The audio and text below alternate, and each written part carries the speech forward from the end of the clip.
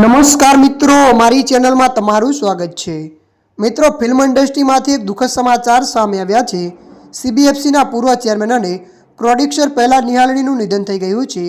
તેઓ છેલ્લા ઘણા સમયથી બીમાર હતા અને લીવરની સમસ્યાથી પીડાઈ રહ્યા હતા। પ્રહલાદ નિહાળણીના નિધનના સમાચારથી ફિલ્મ ઇન્ડસ્ટ્રીમાં શોકની લહેર દોડી ગઈ છે। તમામ લોકો ભીની આંખે તેમને વિદાય આપી રહ્યા છે। તેમણે 76 વર્ષની વયે દુનિયાને અલવિદા કહી દીધું છે। પ્રહલાદ નિહાળણીનું નિધન ફિલ્મ ઇન્ડસ્ટ્રી માટે એક મોટી ખોટ છે। સોશિયલ મીડિયા પર ફેન્સ અને બોલિવૂડ સેલિબ્રિટી તેમને શ્રદ્ધાંજલિ આપી રહ્યા છે। અચાનક આવેલા તેમના નિધનના સમાચારથી દરેક વ્યક્તિ સ્તબ્ધ છે। ફેન્સ તેમની આત્માની શાંતિ માટે પ્રાર્થના કરી રહ્યા છે।